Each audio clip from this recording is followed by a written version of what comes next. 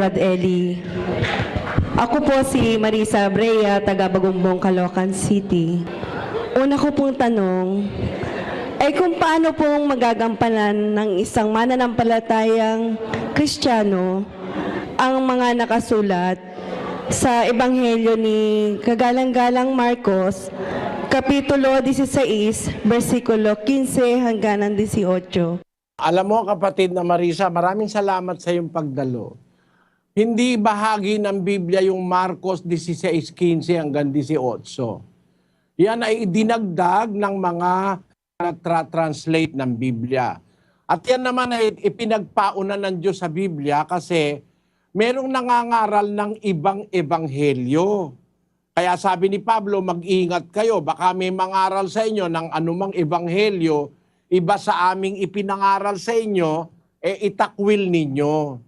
Yung Marcos 16, natatapos yon sa orihinal na mga manuskrito, nasa versikulo 8 lang. Mula sa 9 hanggang 20, idinagdag lang yan ng mga manlulokong nagtatranslate ng Biblia. Hindi kasama sa Biblia yan. Kaya nga ang Diyos nagsabi ng bawal dagdagan, bawal bawasan eh.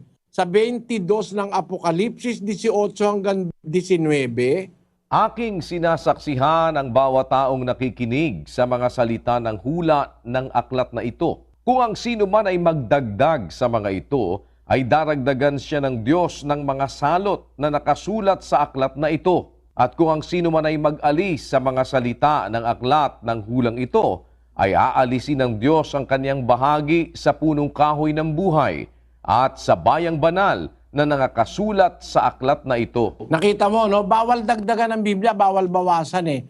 Noong panahon ni Juan, yung Marcos, nang itinatranslate na ang mga Biblia, merong nangahas na dagdagan mula 16:9 hanggang 20. Yun naman ang ginagamit ngayon ng mga Pentekostal. Kaya daw sila ngayon nagsasalita ng wika, kaya daw sila naghahawak ng mga ahas, kasi nakasulat daw sa Biblia, ganon, ganire. Hindi totoong bahagi ng Biblia yan.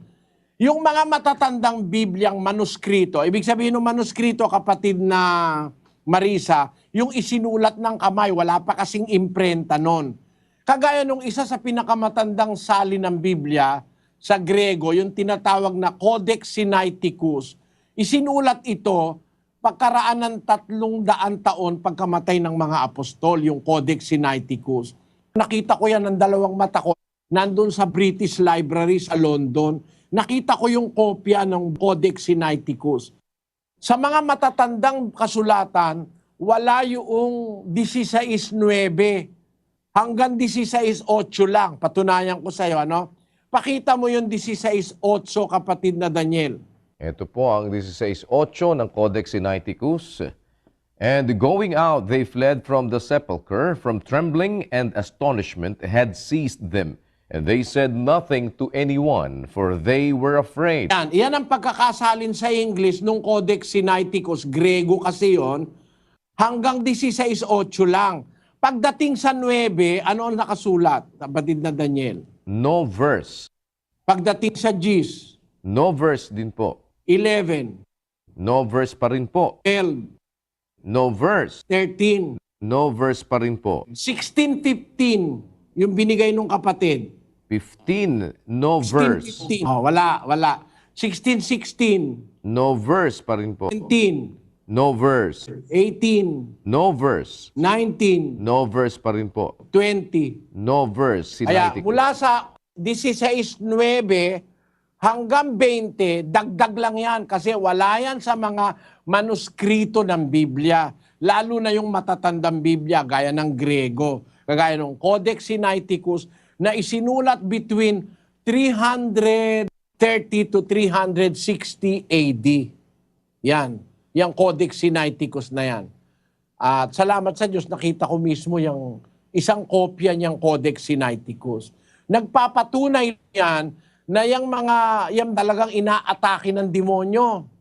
Nagbibigay ang demonyo ng ano sa mga tao, ng masamang isipin para dagdagan yung talagang nakasulat sa Biblia.